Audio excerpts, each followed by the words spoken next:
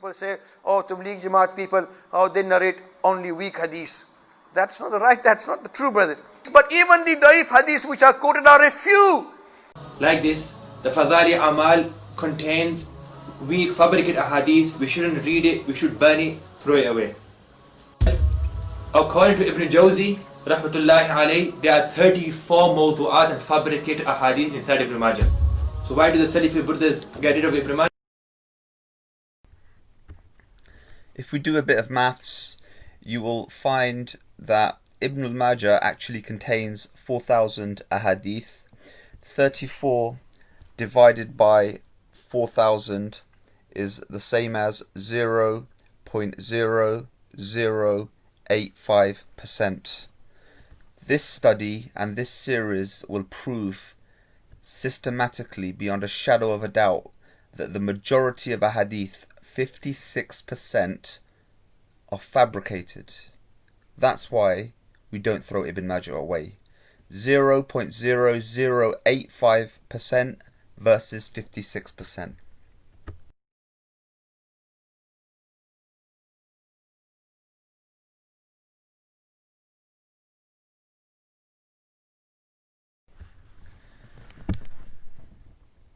Welcome to the Gletkin-Rubashov channel.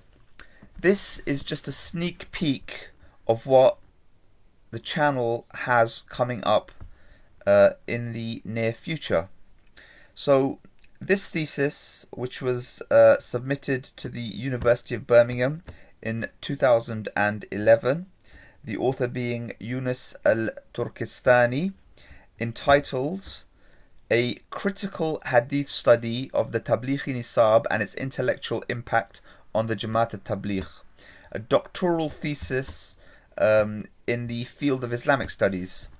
This thesis is absolutely devastating for the TJ, simply because it meticulously and systematically dismantles their primary source core text. And this is something that the TJ themselves should be extremely worried about, because this book was first published in 1955 in the Urdu language, and here we have Khalid Masood stating that there was a further translation into English in 1960, and then in 1985, then in 1987, then in South Africa. Another version was printed in Dewsbury in England in 1995, and some French and Arabic tablighis use another book altogether. But the point I want to make here is this book has gone through multiple editions. It's appeared in 10 different languages. It's widespread throughout over 700 mosques in the United Kingdom at least, and the majority of it, 56% of the traditions within it, are weak, very weak, or absolutely baseless. They have no foundation whatsoever. And I've got on the screen now some screenshots of the breakdown of the data set that the author used. But the thing to know is, this wasn't guesswork. Here you have a screenshot in Arabic of exactly the type of detail the author went into. He brought the narration in the original Arabic language. He also studied the Urdu and the English language, and he went through the isnad, which is the chain of narration. So a hadith will have a matan, a text, and then a chain of narration. So you would say something like the Prophet Muhammad said, trim your moustache and leave your beard to grow. Who saw that? Who narrated that information? It would have been person A.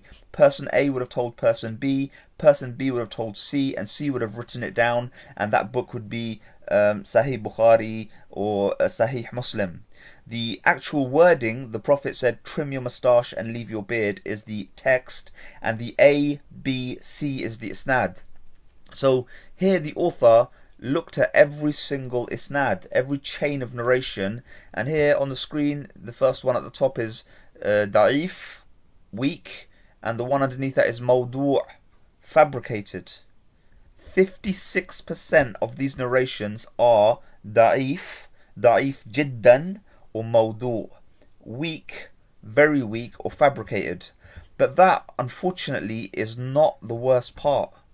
The worst part is, here we have on page 158, for over 65 years now, from 1955, the author, Dr. Turkistany, says in Urdu, English and Arabic editions, verses of the Quran have been printed incorrectly. Pay attention here.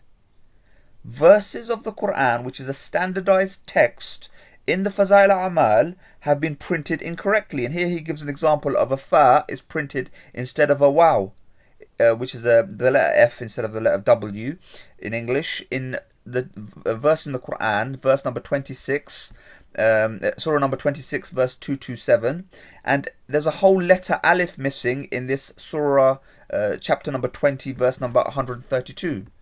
The Faza'il Amal distributed in Tablighi mosques have verses of the Quran that have been misquoted. So they are actually, in 65 years, they haven't sorted this problem out.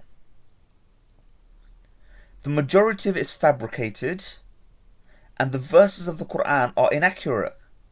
This is a devastating problem for the Tablighi Jamaat and the deobandis in general. And it displays to you the ignorance of these people who are concerned with internecine, intra-scholarly debates, yet they can't even sort out the verses of the Quran in their source text.